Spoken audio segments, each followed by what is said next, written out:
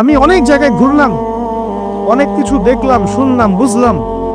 শেষে গিয়ে বুঝলাম যে মানুষ শুধু স্বার্থের জন্যই মানুষের কাছে থাকে। দুনিয়ার জীবনকে প্রাধান্য দেয়া যাবে না। আর যার মনের মধ্যে সততা আছে, আল্লাহ পাক কোনো না কোনো দিন ইনশাআল্লাহ তাকে হেদায়েত দিবে। মনের বিষয়টা আল্লাহ ছাড়া কেউ জানে না। আপনি দেখতে পারেন সমাজে অনেকে দাড়ি, টুপি, পাগড়ি, জুব্বা সব লাগিয়ে ঘুরছে, তো বিশ্বাস করেন তাদের মনটা এমনও হতে পারে যে জানোয়ারের চেয়েও কুৎসিত, এমনও হতে পারে। আবার আপনি দেখবেন সমাজে এমন অনেক মানুষ ঘুরছে যারা হয়তো অনেক পাপে লিপ্ত মনে হচ্ছে, মনের মধ্যে সততা আছে। এমন অনেক মানুষকে আমরা দেখেছি যে ড্রাগ অ্যাডিক্টেড ছিল, মিউজিক করেছে, হারাম সম্পর্কের মধ্যে ছিল, নামাজ ঠিক মতো পড়ে নাই, কিন্তু যখনই আল্লাহর কথা আলোচনা হতো দেখতাম সে খুবই শান্তভাবে মন থেকে কথা শুনছে। কথা শুনতে শুনতে শুনতে একদিন মাশাআল্লাহ এখন দেখবেন যে চিল্লা দিয়ে বেড়াচ্ছে বিভিন্ন মসজিদে। অচত নামাজ পড়েই ভেবে বসবেন না যে অনেক কিছু করে ফেলছে।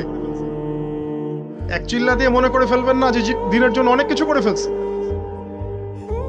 একটা হজ করেছেন, ওমরা করেছেন, সিয়াম রেখেছেন, দিনের জন্য দান সদকা করেছেন, একটা মাদ্রাসা মসজিদ করেছেন, ভেবে বসবেন না আপনি সব অনেক কিছু করে ফেলেছেন এবং অন্যরা সব ককরোচ, তেলাপোকা, ওরা জাহান্নামে যাবে এমনটা মনে করবেন। জানি না আমরা যে কার আমলের কতটুকু আল্লাহর কাছে কবুল হচ্ছে। এক ব্যক্তি এত পাপ করেছে যে শেষে মৃত্যুর সময় সে সন্তানদেরকে ডাকছে, ডেকে বলছে যে আমি যখন মারা যাব আমার লাশটাকে তোমরা কবর দিও না, যদি আল্লাহ পাক আমাকে ধরতে পারেন তাহলে খবর আছে আমার। কি করতে হবে? সে বলছে যে আমার দেহটাকে তোমরা পুড়িয়ে ফেলবে এবং পুড়িয়ে ফেলার পরে ছাইগুলোকে একত্রিত করবা, করে অর্ধেক ছাই সমুদ্রে ভাসিয়ে দিবা, অর্ধেক ছাই বাতাসে উড়িয়ে দিবা। সন্তানরা তাই করলো। মৃত্যুর পর আল্লাহ পাক এই সমুদ্র এবং জমিনকে বাতাসকে আদেশ করলেন যে তোমরা ছাই জড়ো করে দাও। আর মানুষ আর জিন আল্লাহর কথা না শুনলেও এই প্রকৃতি আল্লাহ পাকের কথা শোনে। বিজ্ঞান বলে প্রকৃতি থেকে সব হচ্ছে। কি প্রকৃতি? প্রকৃতি কি, কাকে বলে? মানুষকে আল্লাহর ইবাদতকে বাদ দিয়ে প্রকৃতি পূজায় নিয়ে গেছে। এই পুরো প্রকৃতি আর মহাবিশ্বে এক আল্লাহর ইবাদত করে। কে সৃষ্টি করলো প্রকৃতি? প্রাকৃতিক ভাবে হয়েছে সবকিছু বলে, আল্লাহ থেকে হয়েছে বলা যাবে না। বললে আপনি মৌলবাদী হয়ে যাবেন। আল্লাহ শব্দ ইউজ করলে আপনি মৌলবাদী হয়ে যাবেন। ধর্মতাত্ত্বিক শব্দগুলোকে আস্তে আস্তে উঠিয়ে দেওয়া হয়েছে। দেখবেন যুক্তি, বিজ্ঞান, দার্শনিক শব্দগুলোকে আনা হয়েছে। এটাও টেকনিক্যালি করা হয়েছে। কোন সেকুলার মিডিয়াতে আপনি দেখবেন না ইনশাআল্লাহ বলছে।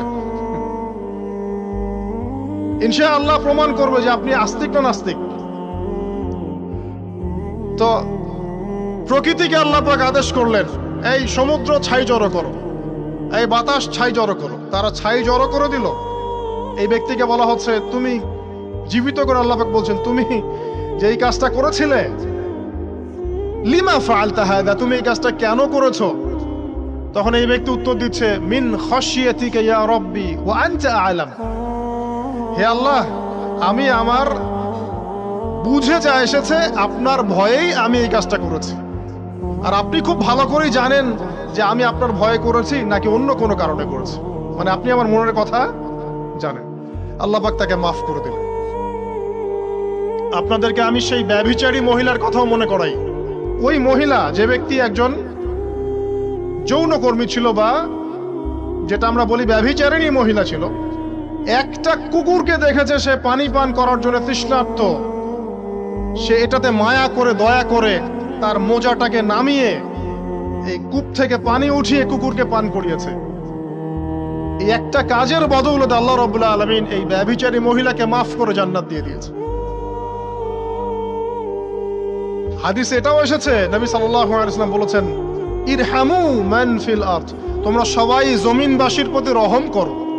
জমিনে মুসলিমই থাকতে হবে, তাদের প্রতি রহম করতে হবে এমন নয়, জমিনবাসী যারাই আছে সবার প্রতি রহম করো, জাতি, ধর্ম, বর্ণ নির্বিশেষে। এমনকি পশু পাখির প্রতিও দয়া করো। ইরহামু মান ফিল আরদ, জমিনে যারা আছে সবার প্রতি রহম করো। ইয়ারহামুকুম মান ফিস সামা, যিনি আসমানে আছেন তিনি তোমাদের প্রতি রহম করবে ইনশাআল্লাহ। ইসলাম এই কথাগুলো বলেছে 1400 বছর আগে।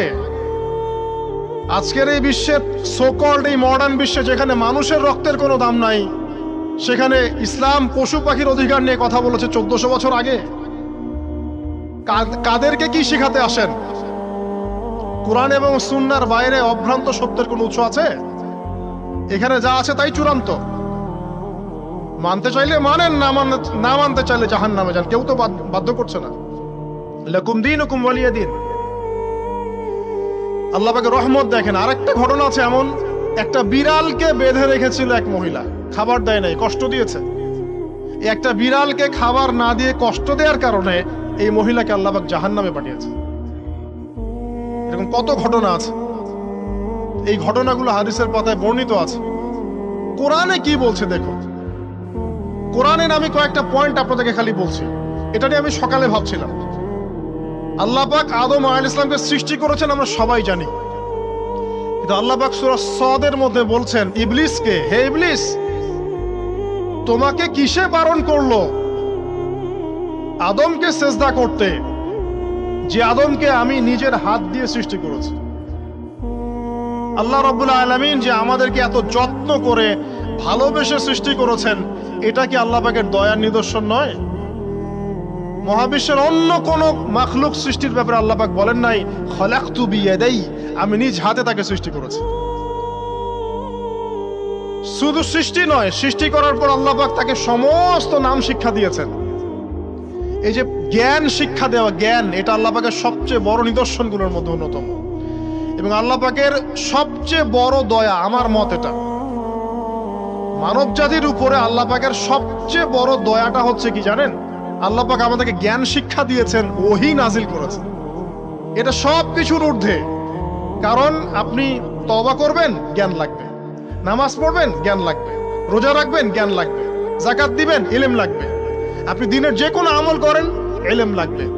জান্নাত জাহান্নামের পথ খুঁজে পেতে হলে ইলম লাগবে। দেশ চালাবেন, ইলম লাগবে। অর্থনীতি চালাবেন, ইলম লাগবে। ইলম ছাড়া কিছু নাই, ইলমের উপরে কিচ্ছু নাই। এই ইলমটা আল্লাহ পাক কাকে শিক্ষা দিয়েছেন? আদম আলাইহিস সালামকে। আমরা তো শিখেছি সমাজবিজ্ঞান বইগুলোতে যে আমাদের পূর্বপুরুষরা নাকি গুহায় থাকতো আর গাছের ছাল পাতা খেয়ে থাকতো, তাই না? লতা পাতা খেয়ে থাকতো, গাছের ছাল পাতা খেয়ে থাকতো, পোশাক পরতো আর কি। বোগাস, ডাহা, মিথ্যা কথা।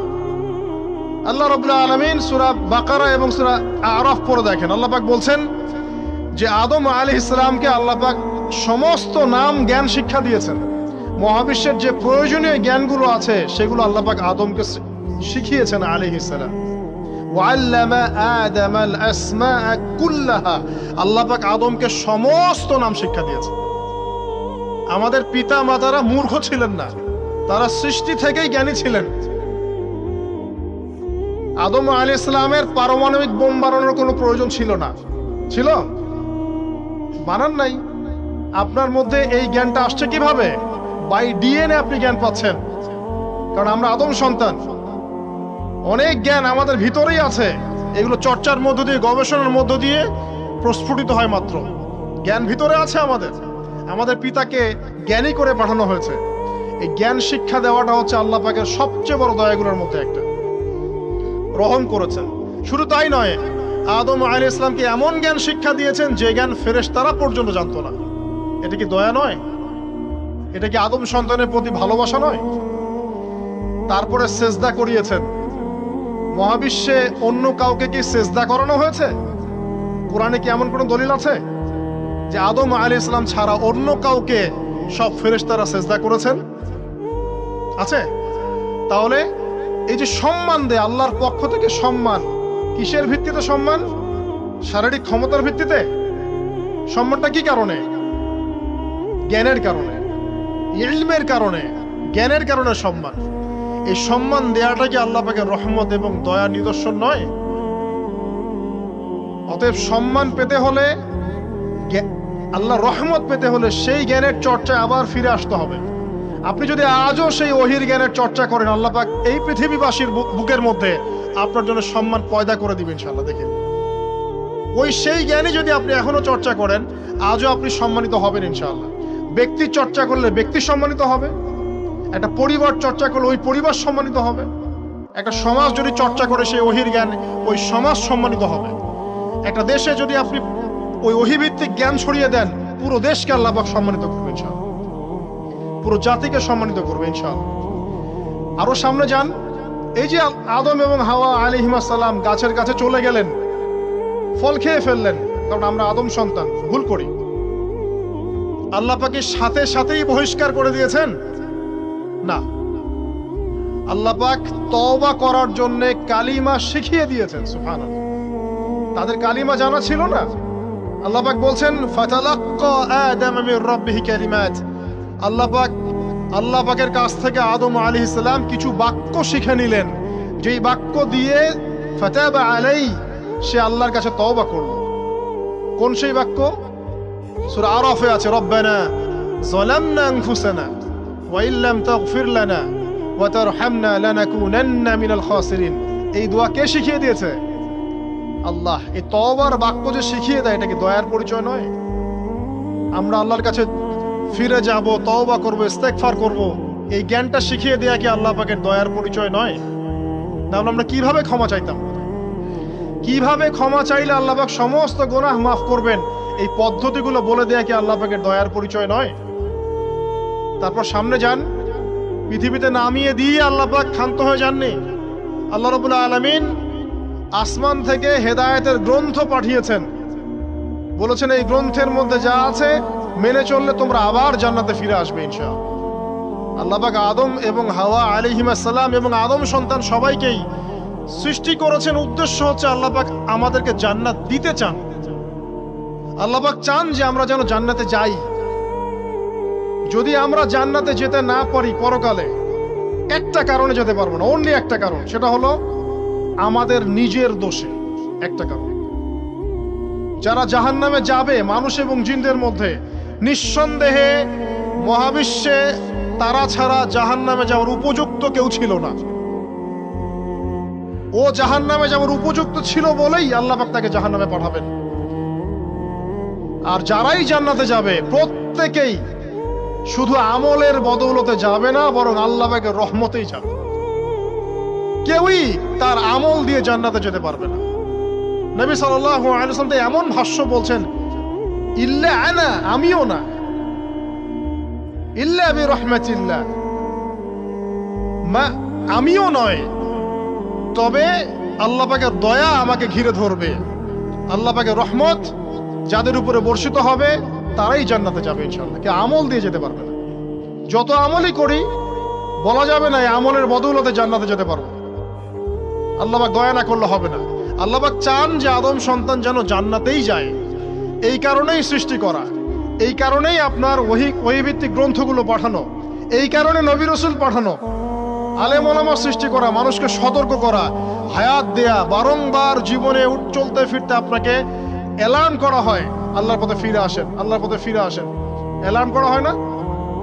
বিপদ দিয়ে আপনাকে অ্যালার্ম করা হয় আল্লাহর পক্ষ থেকে। আপনি চলতে পথে হোঁচট খান, আল্লাহ আপনাকে অ্যালার্ম দেন, ফিরে আসো। চলছেন বিপথে, আল্লাহ পাকে অ্যালার্ম দেন, ফিরে আসো। আল্লাহ পাকের পক্ষ থেকে কিন্তু এগুলো আসে। অদ্ভুত একটা হাদিস বললাম, অদ্ভুত বলতে বলছি অ্যামেজিং হাদিস, যে একজন সাহাবী বলছেন, সালমান রাদিয়াল্লাহু আনহু, তিনি বলছেন যে যখন মুমিনের উপর বিপদ আপদ বালা মুসিবত আসে, তখন মুমিনের এই বিপদ আপদ বালা মুসিবত রোগ শোকের বদৌলতে আল্লাহ পাক তার গুনাহগুলোকে মাফ করে দেন এবং তার মর্যাদাকে বাড়িয়ে দেন, এবং সে আল্লাহর দিকে ফিরে আসার অনুশোচনা করার সুযোগ পায়। আর যখন কাফের মুশরিক বা ফাসেক মানুষকে এইসব রোগ ব্যাধি বিপদ আপদ বালা মুসিবত ঘিরে ধরে, তার দৃষ্টান্ত সেই উটের ন্যায় যে উটটাকে তার মালিক বেঁধে রেখেছে, এরপর ছেড়ে দিয়েছে। সে উটটা বুঝতেও পারলো না কেন তার মালিক তাকে বেঁধে রাখলো আর কেনই বা তাকে ছেড়ে দিল। কথাটা কি বুঝতে পারছেন? যারা আল্লাহ দ্রোহী, তাদের উপর যখন বিপদ আপদ বালা মুসিবত আসতে থাকে, তারা বুঝে না যে কি জন্য আসলো আর কেন চলে গেল। কিন্তু মুমিন ব্যক্তি যারা মুসলিম, আল্লাহর অনুগত, তাদের বিষয়টা হচ্ছে এমন, বিপদ আপদ বালা মুসিবত রোগ ব্যাধি তাদেরকে আল্লাহর দিকে ফিরিয়ে নিয়ে আসবে। দেখুন, এই যে পৃথিবীতে নামিয়ে দেয়া, এরপর আল্লাহর পক্ষ থেকে ঐশী গ্রন্থগুলো পাঠানো, নবী রাসূল পাঠানো, আলেম ওলামা পাঠানো, আপনাকে হায়াত দেয়া, আপনাকে রিজিক দেয়া, এই শ্বাস নেওয়ার ক্ষমতা দেয়া, আপনাকে জ্ঞান বুদ্ধি দেয়া, বিবেক দেয়া। এই যে একটু আগে তেলাওয়াত করলো শুরুর আগে নবী মুসা আলাইহিস সালামের ঘটনা। বনু ইসরাইল একটার পর একটা অবাধ্যতা করেই গেছে, আল্লাহ পাক তারপরেও তাদের কাছে নবী পাঠিয়েছেন, নবী মুসাকে পাঠিয়েছেন। ফেরাউনের মতো জালেম শাসকের হাত থেকে বনু ইসরাইলকে আল্লাহ পাক উদ্ধার করেছেন। এটা কি দয়ার পরিচয় নয়? নবী মুসা আলাইহিস সালাম গাছের নিচে বসে আছেন, খাবার নাই, বাসস্থান নাই, কিচ্ছু নাই, বরং তার গায়ে একটা অপবাদ দেওয়া হয়েছে যে তিনি নাকি একজন মানুষকে খুন করেছেন, অথচ তার ইন্টেনশন সেটা ছিল না। তিনি একটা ঘুষি দিয়েছেন লড়াই থামানোর জন্য, ওই এক ঘুষিতেই সেই ব্যক্তি ডেড। এবার তিনি গাছের নিচে বসে দোয়া করছেন, রব্বি ইন্নী লিমা আনজালতা ইলাইয়া মিন খায়রিল ফাকির। আল্লাহ, আমি নিঃস্ব অসহায় হয়ে এখানে বসে আছি, তুমি আমার উপর তোমার যে রহমত পাঠাবে আমি তার ভিখারি হয়ে বসে আছি। দোয়া করার সাথে সাথেই ওই শুআয়ব আলাইহিস সালামের মেয়ে হেঁটে হেঁটে চলে আসলো। তিনি স্ত্রী পেলেন, তিনি শ্বশুর পেলেন, একজন নবী পরিবার পেলেন, বাসস্থান পেলেন, চাকরি পর্যন্ত পেলেন। 8 বছর তিনি রাখালি করেছেন শুআয়ব আলাইহিস সালামের ফার্মের মধ্যে। দয়া মুহূর্তেই চলে আসবে, শুধু আল্লাহর দিকে অভিমুখী হলেই হয়, এগুলো দয়া। আইয়ুব আলাইহিস সালামের কথা মনে আছে না? দীর্ঘদিন রোগে ভুগছেন, দীর্ঘদিন রোগে ভুগছেন, চিকিৎসা হচ্ছে না, ভালো হচ্ছে না, শেফা হচ্ছে না। এখানে যারা আধ্যাত্মিকত্ব নিয়ে পড়াশোনা করেন, লেখালেখি করেন, তারা বলেছেন তাদের কিছু কিতাবের মধ্যে, রোগটা যখন এমন একটা পর্যায়ে চলে আসলো যে তিনি জিহ্বাটা নড়াতে পারছেন না, কারণ তিনি আল্লাহ পাকের জিকির করতে প্রচন্ড ভালোবাসতেন। এক পর্যায়ে রোগটা এমন একটা জায়গায় চলে আসলো যে জিহ্বাটা তিনি নড়াতে কষ্ট হচ্ছে। তখন গিয়ে তিনি বলছেন, রব্বি আন্নী মাসসানিয়া দুররু ওয়া আনতা আরহামুর রাহিমিন। হে আল্লাহ, আমাকে কষ্ট স্পর্শ করেছে, আর তুমি তো ক্ষমাকারী এবং রহমকারীদের মধ্যে সর্বশ্রেষ্ঠ রহমকারী। আমি জিকির করতে পর্যন্ত পারছি না, আল্লাহ আমার রোগটা শেফা দিয়ে দাও। বলার সাথে সাথে আল্লাহ রাব্বুল আলামিন প্রস্রবণ ঝর্ণা তৈরি করলেন, এখানে গোসল করো, শেফা হয়ে গেল। এগুলো কি রহমতের পরিচয় নয়? এখানে এক শ্রেণীর স্কলার এমনও বলেছেন, আজকে আমরা যারা বাহ্যিক সৌন্দর্য নিয়ে বেশি গর্ব করি আর কি, আত্মিক সৌন্দর্যের চাইতে বাহ্যিক সৌন্দর্য নিয়ে যারা বেশি গর্ব করি, যদি আল্লাহ পাক আমাদের পোশাকটাকে পরিবর্তন করে দেন, আত্মাটাকে দেহের পোশাক দেন আর দেহটাকে আত্মার পোশাক বানায় দেন, তাহলে দুর্গন্ধে কি আমাদের সামনে আসতে যাবে না। কথা মনে বুঝতে পারছেন না? আইয়ুব আলাইহিস সালামের আত্মাটা ছিল পবিত্র, পরিশুদ্ধ, তার দেহের মধ্যে রোগ হয়েছিল। আর এই পুরো বিশ্বের ম্যাক্সিমাম লোকের মানুষের রোগ এখন আত্মায়, দেহে নয়। আবার বলছি, হয়তো বুঝতে পারছেন না। আইয়ুব আলাইহিস সালামের রোগটা হয়েছিল দেহে, বাইরে। তার আত্মা ছিল পবিত্র, পরিশুদ্ধ আত্মা। দেহের রোগের একটা পর্যায়ে যখন জিহ্বাটায় ইফেক্ট হলো, তখন জিকির করতে তার কষ্ট হচ্ছে, তখন তিনি দোয়া করছেন, আল্লাহ আমার এই রোগটাকে শেফা দিয়ে দাও। আর এখনকার পুরো জেনারেশন, এই সভ্যতার রোগ হচ্ছে ভিতরে, আত্মায়। দেহের রোগের চাইতে এদের আত্মার রোগটা বেশি। এখন এই আত্মাটাকে যদি দেহ বানিয়ে দেওয়া হয় আর দেহটাকে আত্মার পোশাক পরিয়ে দেওয়া হয়, দুর্গন্ধে কেউ সামনে আসতে চাবে না। তাই আইয়ুব আলাইহিস সালামের সেই দোয়া এখন আমাদের বেশি করা উচিত। রব্বি আন্নী মাসসানিয়া দুররু ওয়া আনতা আরহামুর রাহিমিন। আল্লাহ, আমাদের আত্মায় রোগ এসেছে, এটাকে তুমি শেফা দাও। দেহের রোগ লেস ইম্পর্টেন্ট, আত্মার রোগটা বেশি ইম্পর্টেন্ট। এরকম নিদর্শন কোরআনের পাতায় পাতায় ছড়িয়ে আছে। আসহাবুল কাহফ, পুরো সমাজ ওদেরকে মেনে নিচ্ছে না, গুহায় চলে গেলেন, ঘুম পাড়িয়ে দিলেন আল্লাহ পাক। 309 বছর। কত বছর? 309 বছর একটা দোয়ার বদৌলতে। তারা বলেছিল, রব্বানা আতিনা মিন লাদুনকা রাহমা ওয়া হাইয়্ লানা মিন আমরিনা রাশাদা। আল্লাহ পাক শুধু ঘুম পাড়িয়ে রাখলেন না, তাদের মধ্য দিয়ে আল্লাহ পাক পুরো একটা সভ্যতাকে হেদায়েত করে দিলেন। আলহামদুলিল্লাহ। যে সভ্যতা বিশ্বাস করতো না যে পরকাল বলে কিছু আছে, দাকিয়ানুস বাদশার সেই জুলুম থেকে আল্লাহ পাক এই 10 জন বা 9 জন যুবককে বাঁচালেন, ওদেরকে কিয়ামত পর্যন্ত কোরআনের পাতায় স্থান দিলেন, নিদর্শন বানালেন, এবং তাদের মধ্য দিয়ে একটা পুরো সভ্যতাকে হেদায়েত দিলেন। সুবহানাল্লাহ। যেখানে যাবেন এই নিদর্শন। আর কার কথা বলবো? জুলকারনাইন, মনে আছে? কোন সূরা আছে জুলকারনাইনের কথা? সূরা কাহফ। আল্লাহ পাক তাকে এমন রহমত করেছিলেন যে মাশরিক মাগরিব মানে পূর্ব পশ্চিম পর্যন্ত তাকে রাজত্ব দিয়ে দিয়েছে। আজকে তো আমরা এই সামান্য একটু ক্ষমতা পেলেই আমাদের কেউ চেনে না, গায়ে হাতি দেওয়া যায় না, ঠিক আছে? মানে তখন সে নিজেকে মনে করে যে সে এই পৃথিবীর সবকিছু, বাকি মানুষ আর মানুষ না। ক্ষণস্থায়ী সামান্য একটু ক্ষমতা দিয়ে দেখবেন আমাদের অবস্থা খারাপ।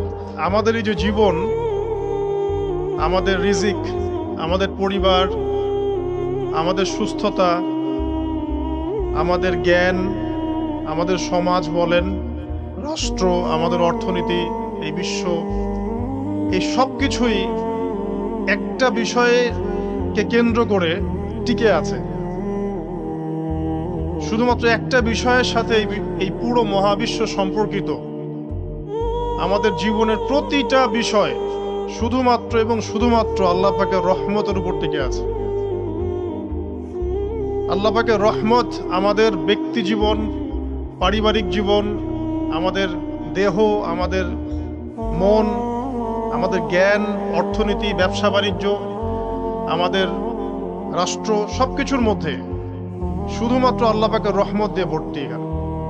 আমি অনেক জায়গায় ঘুরলাম, অনেক কিছু দেখলাম, শুনলাম, বুঝলাম, শেষে গিয়ে বুঝলাম যে মানুষ শুধু স্বার্থের জন্যই মানুষের কাছে থাকে। দুনিয়ার জীবনকে প্রাধান্য দেয়া যাবে না। ওমা হাদিল হায়াতুদ দুনিয়া ইল্লা মাতাউল গুরুর, সম্পূর্ণ মরীচিকা। মরীচিকা দেখেছে? দুনিয়ার জীবন যে কি জিনিস, যারা আল্লাহর পথে পরীক্ষার সম্মুখীন হয়েছে ওরা জানে। মানে কিচ্ছু না, মানে মুহূর্তে আল্লাহ পাক ইহকাল পরকালের ফয়সালা করে ফেলে। আমরাও বুঝবো, এটা আমরা বুঝবো না এমন নয়। ইয়াং ছেলে রাস্তায় যাচ্ছে, বাইক নিয়ে খুব দাবরানি দিচ্ছে, আছে না? হঠাৎ অ্যাক্সিডেন্ট, ডেড, স্পট ডেড। এটা দুনিয়ার জীবনটা। সারা জীবন দুনিয়ার পিছনে ছুটেছে, শেষ বয়সে হতাশ, কিছুই পেলাম না। পাবে না, কারণ আল্লাহর পথে না চললে শেষ বয়সে গিয়ে কিছু পাবেন না। যন্ত্রণা, হতাশা, গ্লানি ছাড়া। তখন দেখবেন আত্মহত্যা করে শেষ, ডেড। দেখবেন অনেক প্রতাপশালী বাদশা বড় বড় লেকচার দিচ্ছেন, হঠাৎ রাস্তায় হাঁটতে হাঁটতে ডেড। সারাদিন রাত জেনা করেছে, মদ খেয়েছে, জেনা ছড়িয়েছে সমাজে, নগ্নতা, অশ্লীলতা ছড়িয়েছে, ভাইরাস, মহামারী দিয়ে শেষ। দুনিয়ার জীবন কি জীবন? চোখের সামনে অহরহ এগুলো ঘটনা দেখছি আমরা। যাচ্ছে খুব সাদা আল্লাহ করে, বর বিয়ে করতে যাচ্ছে, কার অ্যাক্সিডেন্ট, শেষ, ডেড। কিছু সাহাবী তো এমনও ছিলেন, বদরের যুদ্ধ করতে এসেছেন, হাতের মধ্যে কিছু খেজুর আছে, খেজুর খাচ্ছেন, খোরমা খেজুর খাচ্ছেন। তখন নবী সাল্লাল্লাহু আলাইহি ওয়াসাল্লাম দাঁড়িয়ে ভাষণ দিচ্ছেন যে ওয়াসাবিকু ইলা মাগফিরাতিন মির রাব্বিকুম ওয়া জান্নাহ। ওই যে আয়াতটা আছে, তোমরা এগিয়ে চলো তোমাদের রবের ক্ষমার দিকে এবং জান্নাতের দিকে। আরদুহা কাআরদিস সামাই ওয়াল আরদ, যার প্রশস্ততা আসমান এবং জমিনের সমান। সাহাবী খেজুর খেতে খেতে খেজুরটা ফেলে দিলেন। আরেকজন সাহাবী জিজ্ঞাসা করলেন যে খেজুরটা ফেলে দিলেন কেন? তিনি বলছেন এই খেজুরগুলো খেতে অনেক সময় লেগে যাবে। নবী সাল্লাল্লাহু আলাইহি ওয়াসাল্লাম এমন কথা বলেছেন, এটা শোনার পরে আমি আর এক সেকেন্ড নষ্ট করতে যাচ্ছি না। খেজুর ফেলে দিয়ে যুদ্ধে ঝাঁপিয়ে পড়লেন, দেন শহীদ হয়ে জান্নাতে চলে গেলেন। তারাও তো মৃত্যুর স্বাদ গ্রহণ করেছেন, তাই না? কিসের আত্মীয় আর কিসের আপনজন আর কিসের অফিসের বস আর কিসের কি, সবাই সবার স্বার্থ নিয়ে পড়ে আছে। সারাটা জীবন করতে থাকেন, দেখবেন একদিন দিতে পারেন নাই, সে তাকে চিনবেন। আল্লাহ ছাড়া কেউ আপন না, আল্লাহ ছাড়া আপন কেউ না, আর আল্লাহ ছাড়া সত্যিকার অর্থে আপনাকে আমাকে ভালো কেউ বাসে না। শুধু আল্লাহ আপনাকে ভালোবাসে। এটা আপনারা হারে হারে উপলব্ধি করবেন যত দিন যাবে। যার যার হক তাকে দিয়ে দেন, নিজের হক আল্লাহর কাছে চেয়ে আপনি সুখে থাকবেন ইনশাআল্লাহ। দুনিয়ার দাসত্ব করবেন, আল্লাহ ছাড়া অন্য মানুষদেরকে আপন মনে করে নেবেন, দেখবেন আপনি পদে পদে কষ্ট পাবেন। কারো কাছে আশা করেন না, কষ্ট পাবেন। দুনিয়ার জীবনকে প্রাধান্য দেয়া যাবে না। ওমা হাদিল হায়াতুদ দুনিয়া ইল্লা মাতাউল গুরুর, সম্পূর্ণ মরীচিকা। মরীচিকা দেখেছেন? দুনিয়ার জীবন যে কি জিনিস, যারা আল্লাহর পথে পরীক্ষার সম্মুখীন হয়েছে ওরা জানে। সুমাইয়া রাদিয়াল্লাহু আনহা, আবু জাহেল তাকে নির্যাতন করছে, তার লজ্জাস্থানে বর্ষা ঢুকিয়ে দিয়ে, চিন্তা করতে পারেন, লজ্জাস্থানে বর্ষা নিক্ষেপ করে হত্যা করল। সুমাইয়া রাদিয়াল্লাহু আনহা দেখতে কালো বর্ণের, চেহারা সুন্দর নয়, হয়তো বা আপনার মতো সুন্দর নয়, জান্নাতে এখন হাসছে ইনশাআল্লাহ তাআলা। তার স্বামী ইয়াসের, আবু জেহেল তাকে পিটাতে পিটাতে মেরে ফেললো, সে মারা গেল, শহীদ হয়ে গেল। অনেক ওলামায়ে কেরামকে, ইমাম, মুস্তাহিদ, মুহাদ্দিস দেখবেন সারাটা জীবন এত মেহনত করেছেন দিনের জন্য, বিয়ে শাদী করার সময় পান নাই। এমনও আছেন ইমাম এবং মুহাদ্দিস, পরিবার গঠন করেছি কেন? আল্লাহর জন্য। সন্তান নিয়েছি কেন? আল্লাহর জন্য। দিন শিখেছি কেন? ইলম শিখেছি কেন? আল্লাহর জন্য। চাকরি কেন করি? আল্লাহর জন্য। প্রতিটা কাজ ইবাদত হবে যদি আপনি মুহাম্মদ সাল্লাল্লাহু আলাইহি ওয়াসাল্লামের তরিকা মেনে চলেন।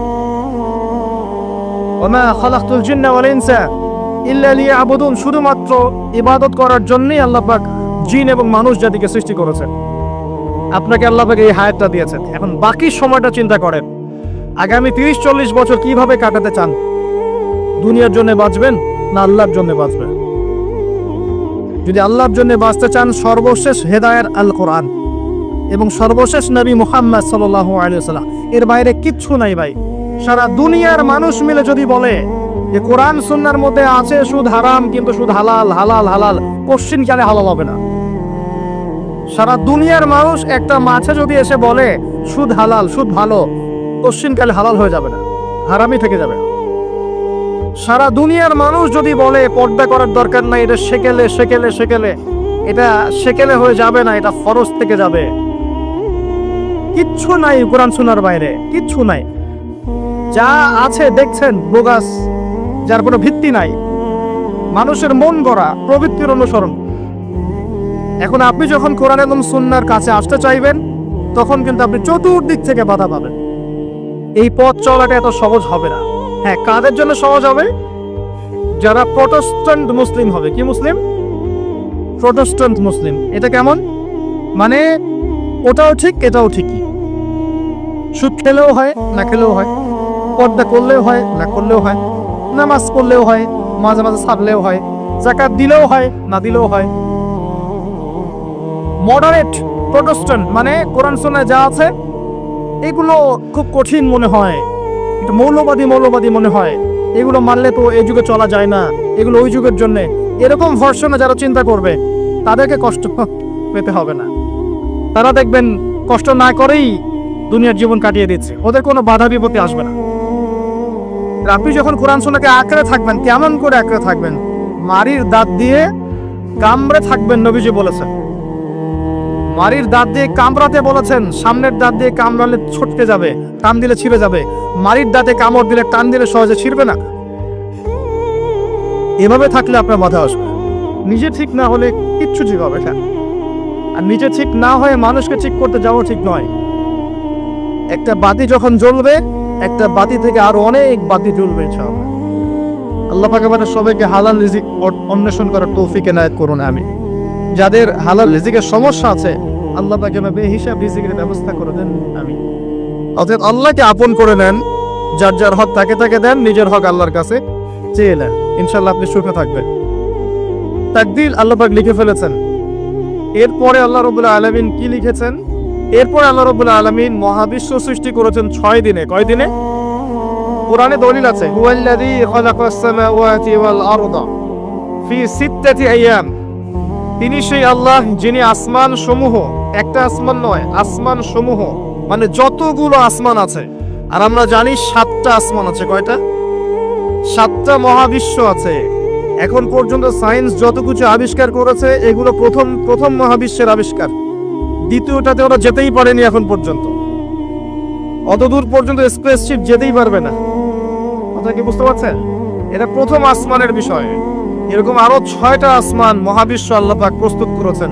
তারপরে আছে সিদরাতুল মুনতাহা, তার উপর একটা মহাসাগর আছে, তারপরে কুরসি, তার উপর আরশে আজিম। আর আরশে আজিমের উপরে আল্লাহ সুবহানাহু ওয়া তাআলা।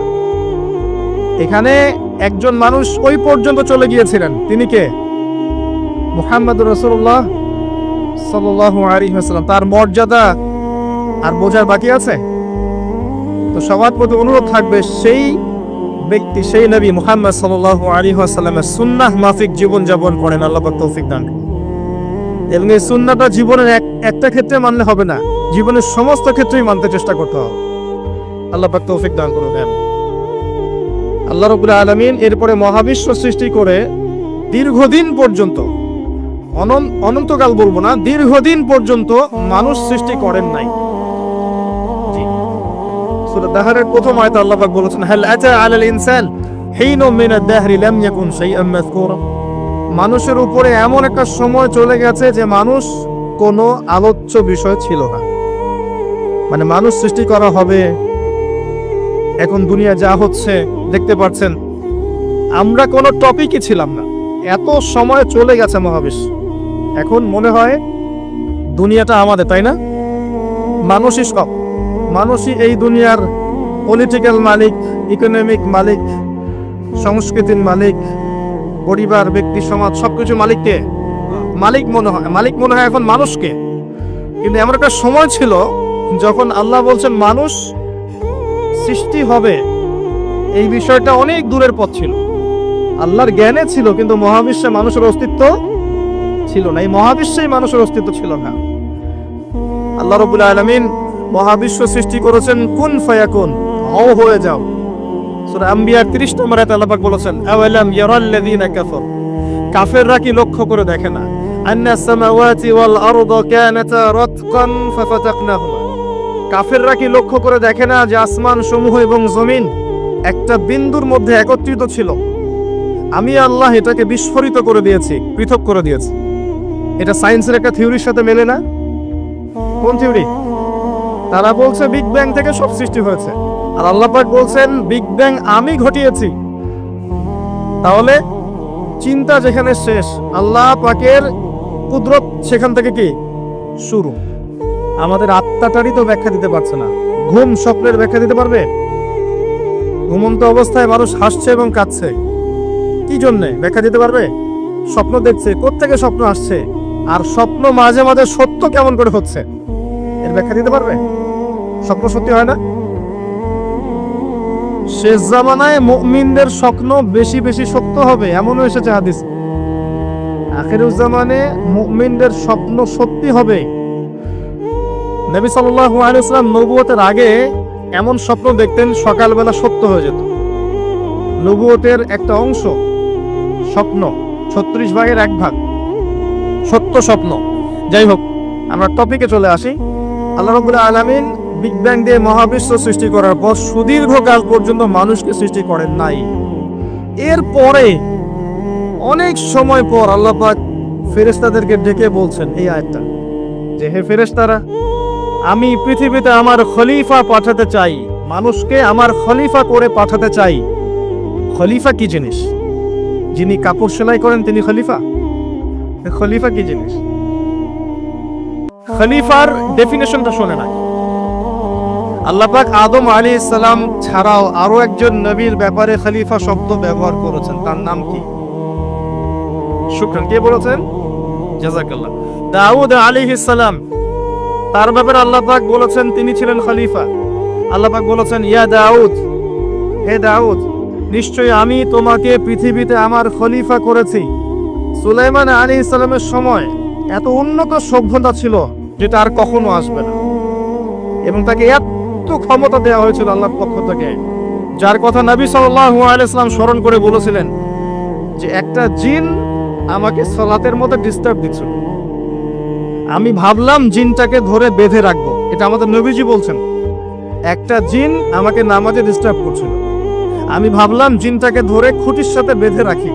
তখন আমার সুলাইমানের কথা মনে পড়লো, আমার ভাই সুলাইমানের কথা মনে পড়লো যে সুলাইমান আলাইহিস সালামকে আল্লাহ পাক এই ক্ষমতা দিয়েছিলেন। আর সুলাইমান আলাইহিস সালাম আল্লাহর কাছে দোয়া করেছিলেন, আল্লাহ আমাকে যে ক্ষমতা দিয়েছো এরপর আর কাউকে দিও না, দোয়া করেছিলেন। আমার সুলাইমানের কথা মনে পড়লো, আমি জিনটাকে ছেড়ে দিলাম, বাদলাম না। আমাদের নবী মুহাম্মদ সাল্লাল্লাহু আলাইহি ওয়াসাল্লাম মানুষের সম্মান বুঝতেন। আমাদের নবী মুহাম্মদ সাল্লাল্লাহু আলাইহি ওয়াসাল্লাম অন্যের সম্মান বুঝতেন, আর আমরা তার উম্মাহ, অন্যের সম্মান নষ্ট করতে পারলে আমাদের ভাত হজম হয়।